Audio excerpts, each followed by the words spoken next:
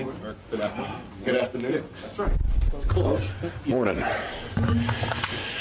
Well, here we go, man. We're playing our rival game here, and seems like an early time of the year, but it's exciting. Love rivalry games, and we're traveling up to the Dome, which is a tough environment. I've spent enough years there myself, whether it be here or when I coach there. So that's always a tough place to play, and has a different feel to it. But we're excited to have a great week of practice and continue to grow and develop and go on the road and play this game and have an opportunity to get a road win. So, any questions? Steve, I understand the days are in the past, but how important is it to teach the kids to not let Clemson beat you twice? Just move on right away. Yeah, I mean that's that's my mindset. We were on the Syracuse. You're already got home at 4 in the morning, and there's a real fatigue to that whole concept, and then go back on the road and play an early game. So you're managing the physical part of this. So you certainly can't waste a lot of time on that mental part of that. You got to get going, and that's just the way the schedule falls and TV falls and the way it goes. So our focus is having a great morning, a great practice in the morning tomorrow, and getting rolling.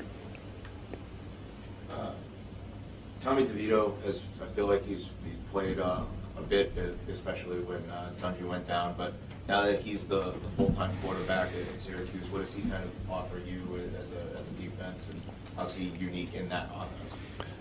I mean, I don't know about that, per se that offense or any other offense. I think he throws the ball really well. I mean, I think the guy throws the ball well, and I think he's tough. I mean, he's taken a few hits, and he keeps rolling. I mean, he's a tough guy. He throws it well. He's pretty athletic. I mean, I know the kid pretty well. I mean, we were involved with him here, and I think he's a heck of a football player. I do. And I think he's probably taking an inordinate amount of shots right now, but to his credit, boy, he's right in there. So, talented guy, and certainly. With the combination of their receivers and his ability to throw the ball, they can get it down the field on you. Is it something that they do just in their scheme, that because I know they love to go faster than fast, but is it something that they do where they get the ball out quick or try to make different in cuts or anything like that with the receivers? I mean, I just think it's it's that 50-50 ball down the field that they're going to throw. I mean, that's a big part of who they are in their offense, and tempo is a part of it. But every game that thing's going down there. I mean, it's by design, and they're good at that. It's, they practice that. That's their deal. And they have a couple quality receivers, and the kid that transferred in from Michigan State, I think he's a hell of a football player. I really do. I think he's really talented guy. Jackson, I think Riley's talented too. I think they have two good receivers. Something outside the box here a little bit, just shifting gears for a second. The league plays 9 Friday night games this year, whereas the SEC has just one that's on a Thanksgiving weekend, Big 12 and 2. Is there any we're asking all the coaches about this. Sure. Is there any feedback, whether it's an advantage, disadvantage with high school recruiting on Fridays and things like that?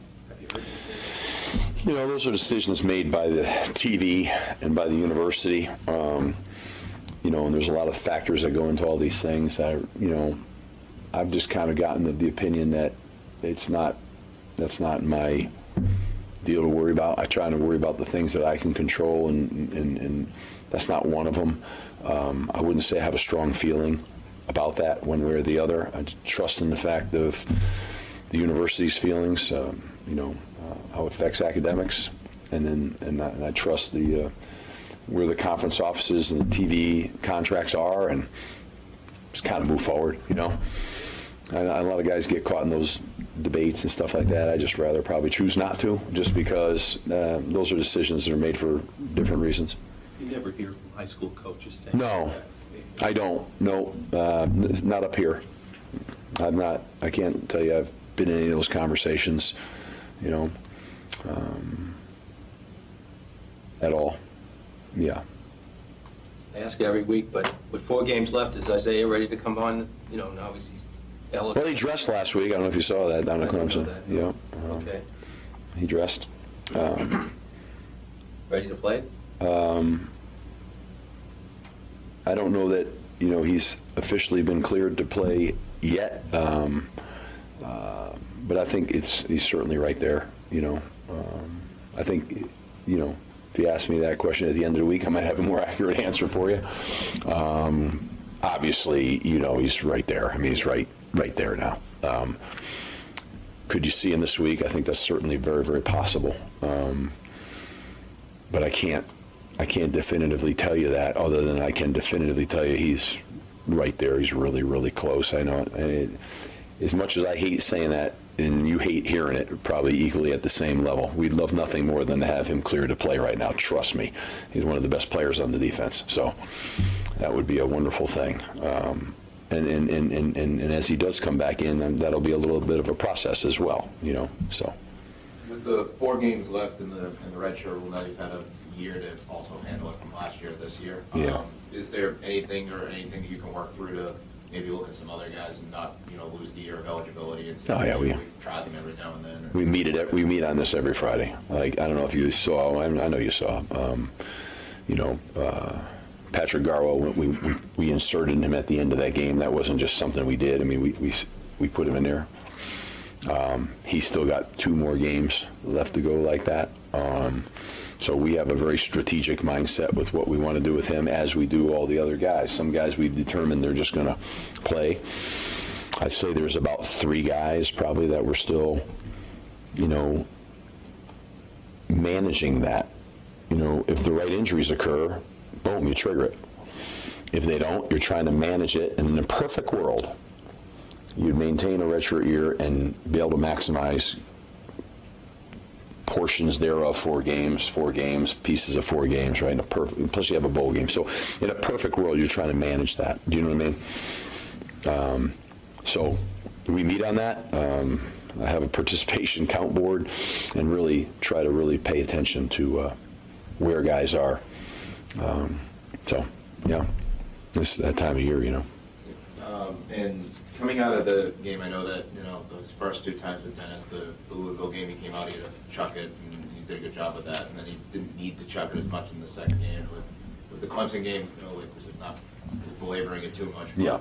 How did he respond to facing this challenge that's kind of the first time that he's... Yeah, I think that's a good question and a reasonable question. I mean, I evaluated all that myself yesterday. He didn't really have an unbelievable opportunities.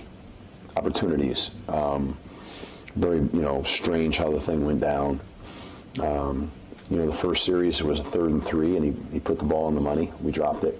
If he made some very good throws. One particular, Hunter Long down the field, excellent throw. I think when you take this sample size, it's hard to say. I wouldn't draw any conclusion one way or the other than the fact that he had great management of the team on Saturday in a tough environment. I mean, he's a 1.5 now, a 2.5 game starter. Went down on the road into a very, very tough environment. We played the defending national champion, and they played like that on Saturday night. I mean, I'd say that's the best game they played all year. I mean, it was a homecoming at night, Saturday night, Death Valley. I mean, they were humming. And that kid went in there, and we did not have any procedural issues. We weren't offsides. We had 1 penalty offensively on the game. It was a holding penalty. So, I mean, those are the things you're looking at. We didn't, so none of those issues, no communication issues. Threw a couple of nice balls, probably threw a couple of risky balls. But in the course of the first half of football, we didn't touch it a ton. I mean, they didn't punt in the first half. So I wouldn't say it was too high, and I certainly wouldn't say it was too low. I think it was somewhere in the middle. So I'm anxious to see how he plays this week. And with Syracuse, I know I ask you this every year when you play them, but how important is it for a program to have a rivalry like that that's geographically based? Yeah. That's I know you have experience with Syracuse as well, but just having that up here in the Northeast and throughout the league too, having something like that. I think it's huge. I mean, I think Pittsburgh should be on our side. I mean, I don't understand all that, honestly. I don't get it. But I'm big on the geographical deals. I like, even when we play out of conference, those games to be geographically based. Probably part of it is I got brought up when I was at Syracuse in the Big East, and I'm used to that kind of thing. It's good fan interest. It's good player interest. It's good recruiting interest. I love it. So the more of that, the better to me. But again, that's not in my control, any of that stuff. Since I've been here, we've tried to play non-conference games with regional flair to it, to the best of our ability. And I hope we'll continue to try to do that. But so I think these are important. That's the pageantry of college football. I mean, it's critical. I can remember, I was a young coach, starting out Syracuse, we'd talk about, the BC game, the West Virginia game, the Pittsburgh game. And, we had trophies for them, and, it was just, it was fun, That piece of it was tremendous, So, and then, back at that time, everything was kind of paralleled, We were all kind of in the same kind of, there was no have not kind of issues. We were all kind of in that same, facing the same challenges. It was a different world, So, but I'd love to see our conference look at, making some of those changes. I just think that stuck in the same divisions to me, I say it openly. I think that should be revisited, but no matter what I say. We've had a chance, obviously, to ask Kim, AJ, about setting the marks. Oh, yeah.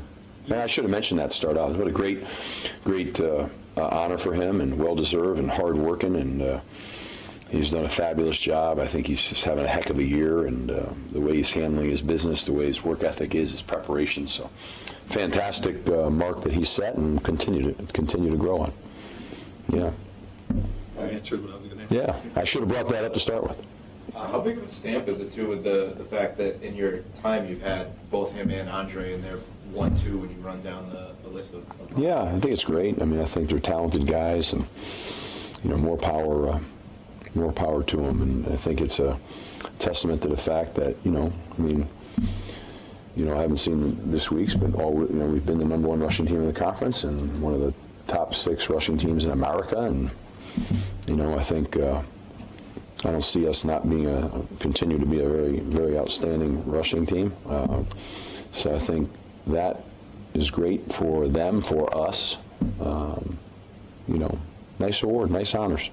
Do you get any kind of reaction from other running backs or other coaches that they know that since you've had success with that elite level with 2 running backs, that this is kind of a home for runners and home for Hope so, yeah. In recruiting, certainly. We've got David Bailey here. We've got Patrick Garwo here. Patrick's an elite player. He understands that he came to a place where they not only want to run the football, know how to run the football, and will put it back in a very advantageous formations to do that. So there's a reason why I think we've got some very talented players at that position, and hopefully we'll continue down that same path. Obviously, if you're not putting that at the forefront, sometimes it's hard to recruit those guys at some places, but it's not always the way you want it. Zion Johnson work his way into the starting lineup? I know he was getting regular snaps. Yeah, he earned it. Okay. He's earned it on the field, on the tape, grading the tape. He's played really consistently, but we've got a number of really good offensive linemen. We've got a bunch of guys who we feel like we can play with. We're pretty deep, and knock on wood, we're fairly healthy. But he's earned to be a starter and played well. I thought our offensive line played pretty well on Saturday, to tell you the truth. We averaged over 4 yards a carry at the running back position. We actually ran the ball pretty well. I think we need to convert a little bit better on some of the third downs. Some were third and longs, but field position, everything else is a factor in all that. Any questions? That's it. All right, guys. Thank you. Thank you.